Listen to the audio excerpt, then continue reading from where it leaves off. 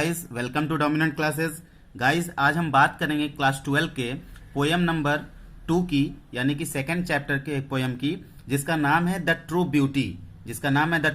Beauty. और इसके poet है थॉमस कैर्यू। तो चलिए गाइस, इस पोयम को पढ़ने से पहले हम इसके अबाउट द पोयम के बारे में थोड़ा सा जान लेते हैं कि इस पोयम में मतलब कवि ने क्या कहने का प्रयास किया है।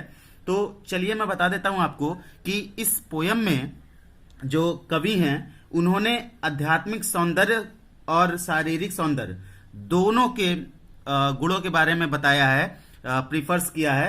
यानी कि उन्होंने कहा है कि जो शारीरिक सौंदर्य होता है और आध्यात्मिक सौंदर्य होता है, इन दोनों सौंदर्य को उन्होंने तरजीह दिया है। ठीक है। और यहाँ पे देखिए, वो उनका कहना है कि शारीरिक आकर्षण समय के बीतने के साथ क्या हो जाता है, कम हो जाता है। यानी कि शारीरिक सौंदर्य जो होता है वो समय के बीतने के साथ कम हो जाता है, तथा प्रेमी की भावनाओं की तीव्रता भी कम हो जाती है। जिस प्रकार से एक उम्र होने के बाद शरीर ढल जाता है, उसी प्रकार से जो एक उनका जो प्रेमी होता है, जो प्यार होता है, वो भी क्या हो जाता है, कम हो जाता है। ठीक है, उस शरीर के ढलने से। लेकिन आध्यात्मिक सुंदरता, जो हम स्पिरिचुअल ब्यूटी जो कहते हैं, ठीक है, लेकिन आध्यात्मिक सुंदरता कभी नहीं मरती है, यानी कि वो कभी कम नहीं होती है। इसलिए कवि मन और आत्मा की सुंदरता की प्रशंसा करता है। यानी कि इस पोयम में जो कवि हैं वो क्या करते हैं कि मन और आत्मा की सुंदरता की प्रशंसा करते हैं, जो कि सच्ची सुंदरता है। तो चलिए गाइस, आई होप आपको अबाउट द पोयम के बारे में पता चल चुका होगा और आई थिंक आप समझ भी गए होंगे एक दो लाइन में। तो अब चलिए हम अपना टॉपिक शुरू करते हैं। स्टैंजा वाइज एक एक वर्ड्स को, एक एक लाइन को अच्छे से समझते हैं और देखते हैं। गाइस चलिए, अब हम स्टैंजा वाइज इसको पढ़ते हैं और एक एक लाइन को समझते हैं, एक एक वर्ड्स को समझते हैं। लेकिन गाइस, इसको स्टार्ट करने से पहले मैं आपसे एक रिक्वेस्ट करना चाहता हूं कि अगर आप लोगों ने मेरी वीडियोस को लाइक और सब्सक्राइब नहीं किया है तो प्लीज़ आप मेरी वीडियोस को लाइक और सब्सक्राइब कर दें और बेल आइकन को दबा दें, जिससे आपको नोटिफिकेशन मेरी नई वीडियोस के आपको पहले मिल जाएं। तो चलिए अब हम शुरू करते हैं इसको। देखिए क्या कह रहे हैं पहली वाली लाइन में, ही डैट लव्स अ रोजी चिक। रोजी चिक का मतलब यहां होता है गुलाब जैसे लाल गाल। ठीक है, गुलाब के समान लाल गाल। ही डैट लव्स अ रोजी चिक। ठीक है, कोई व्यक्ति, यानी कि वो जो राइटर है वो कह रहे हैं कि कोई व्यक्ति, ठीक है, उस स्त्री से प्यार करता हो जिसके गाल गुलाब जैसे लाल हो। यानी कि कोई व्यक्ति हो, ठीक है, उस स्त्री से प्यार करता हो जिसके गाल गुलाब जैसे लाल हो। उसका फिर देखिए क्या हो रहा है, or a coral lip admires. ठीक है, यहां पे जो कोरल लिप है, कोरल लिप का मतलब होता है मूंग के समान होंठ, मूंग के समान होंठ। और एडमायर्स का मतलब होता है तारीफ, एडमायर्स का मतलब होता है तारीफ। यानी कि कह रहे हैं or a coral lip admires, यानी कि वो कह रहे हैं कि वह उस स्त्री की प्रशंसा करता हो जिसके होंठ मूंग के समान लाल हैं। ठीक है, वह उस स्त्री की प्रशंसा करता हो जिसके होंठ जो हैं, ठीक है, मूंग के समान लाल हों। ठीक है, उसके बाद देखिए कोरल लिप का मतलब मूंग के समान लाल। ठीक है, उसके बाद फिर देखिए क्या कह रहे हैं थर्ड वाली लाइन में, or from star like eyes doth seek. यहां पे स्टार लाइक आईज जो है इसका मतलब होता है सितारों के समान चमकीला, सितारों के समान चमकीला। जिस प्रकार से सितारे जो चमकते रहते हैं उसी प्रकार से यहां पे तुलना किया है। ठीक है, कह रहा है कि or from star like eyes doth seek, यानी कि जिसकी आंखें सितारे के समान चमकीली हों।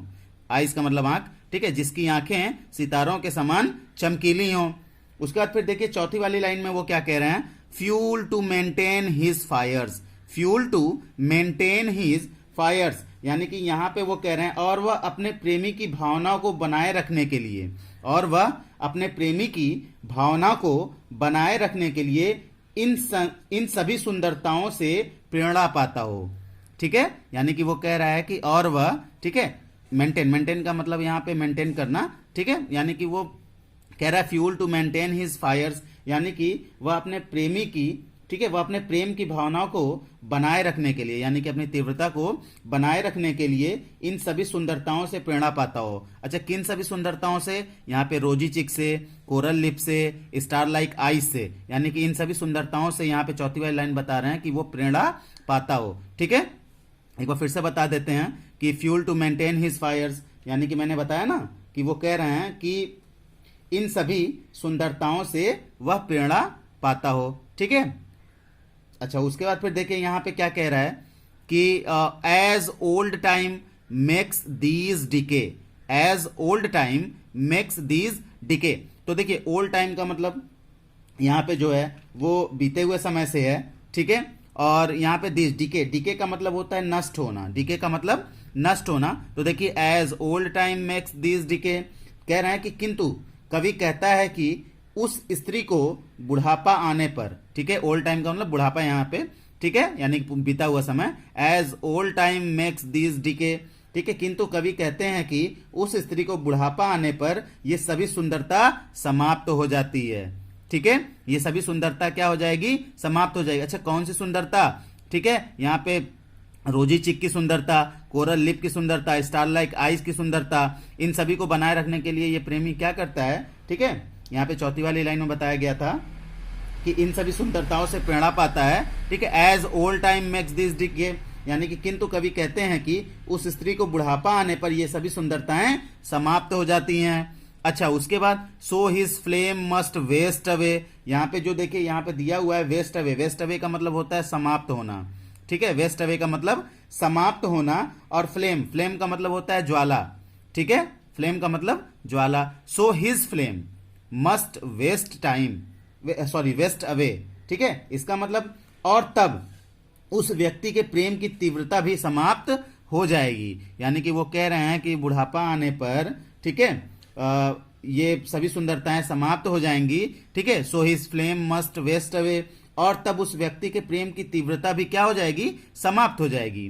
But a smooth and steadfast mind, ठीक है, स्मूथ का मतलब यहाँ पे देखिए स्मूथ का मतलब होता है सरल, और स्टीड फास्ट का मतलब होता है स्थिर, माइंड का मतलब होता है मन।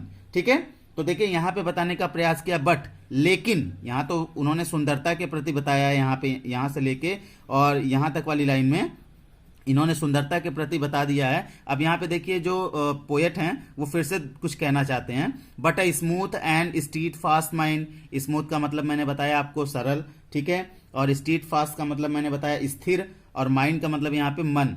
ठीक है, but a smooth and steadfast mind, यानी कि वो कह रहे हैं कि लेकिन जिस स्त्री का मन सरल एवं स्थिर होता है, जिस स्त्री का मन सरल एवं स्थिर होता है, gentle thoughts and calm desire, gentle thoughts का मतलब यहाँ पे जो है, ठीक है, वो सरल विचार है। ठीक है, जेंटल थॉट्स का मतलब सरल विचार, एंड का मतलब और, कॉल्म का मतलब शांत, और डिजायर का मतलब इच्छा से है। ठीक है, gentle thoughts and calm Dzire, यानी कि जिसके विचार कोमल और जिसकी इच्छाएं शांत होती हों। ठीक है, यानी कि वो कह रहे हैं but a smooth and steadfast mind, ठीक है, लेकिन जिस स्त्री का मन सरल एवं स्थिर होता है, ठीक है, उसका gentle thoughts and calm Dzire, जिसका विचार कोमल और जिसकी इच्छाएं शांत होती हैं, hearts with equal love combined, hearts with equal love combined, यानी कि हार्ट्स का मतलब यहाँ पे हृदय से है, इक्वल का मतलब समान से है, लव का मतलब प्यार, और कंबाइंड, कंबाइंड का मतलब यहाँ पे संयुक्त से है, यानी कि मिश्रित। ठीक है, सभी से। तो अब देखिए यहाँ पे कह रहा है कि hearts with equal love combined, यानी कि वो कह रहा है स्त्री एवं पुरुष को समान रूप से प्रेम करने वाले हृदय। ठीक है, स्त्री और पुरुष को समान रूप से प्रेम करने वाले हृदय, यानी कि संयुक्त रूप से प्रेम करने वाले हृदय।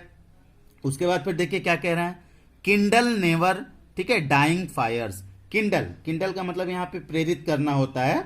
ठीक है, यानी कि वो कह रहे हैं किंडल नेवर डाइंग फायर्स, ये सभी गुण मिलकर अमर प्रेम को जन्म देते हैं, यानी कि ये सभी गुण, ठीक है, कौन कौन से गुण, smooth and steadfast mind, gentle thoughts, calm desire, ठीक है, यानी कि, और उसके बाद हार्ट्स इक्वल कंबाइंड, ये सभी गुण मिलकर क्या करते हैं, किंडल नेवर डाइंग फायर्स, ये सभी गुण मिलकर अमर प्रेम को जन्म देते हैं, एक अमर जो कभी समाप्त ना हो ऐसे प्रेम को क्या करते हैं, जन्म देते हैं। उसके बाद फिर देखिए यहां पे कह रहे हैं कि where these are not I despise, ठीक है, यहां पे डिस्पाइस, डिस्पाइस का मतलब होता है घृणा करना, डिस्पाइस का मतलब घृणा करना, वेयर दीज आर नॉट, ठीक है, यानी कि वो कह रहे हैं जिस स्त्री में ये सभी गुण नहीं होते हैं, यानी कि वो कह रहे हैं जिस स्त्री में ये सभी गुण नहीं होते, या फिर जहां पर ये सभी गुण नहीं होते हैं, आई डिस्पाइस, ठीक है, मैं उस स्त्री से घृणा करता हूं, मैं उससे घृणा करता हूं, यानी कि उस स्त्री से या फिर ऐसी स्त्री से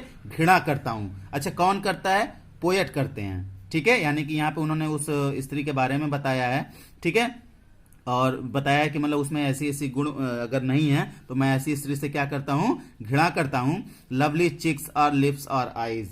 ठीक है, चाहे शारीरिक सुंदरता उसमें कितनी क्यों ना हो, यानी कि भले ही उस स्त्री में लवली चिक्स हो, ठीक है, लिप्स हो और आईज भले ही क्यों ना हो, यानी कि इतने सुंदर उसके चिक्स, यानी कि उसके गाल बहुत सुंदर हों, ठीक है, लिप्स बहुत सुंदर हो, आईज बहुत सुंदर हो, लेकिन फिर भी मैं क्या करता हूँ, ऐसी स्त्री से घृणा करता हूँ। ठीक है, तो गाइज आई होप आपको ये वीडियोस अच्छी लगी होगी, समझ में भी आया होगा, एक एक वर्ड्स आपको समझ में आया होगा। तो आप लोग मेरे वीडियोस को अगर अच्छी लगी हो तो लाइक करें, सब्सक्राइब करें, शेयर करें। आज के लिए बस इतना ही। Thank you very much. Have a nice time.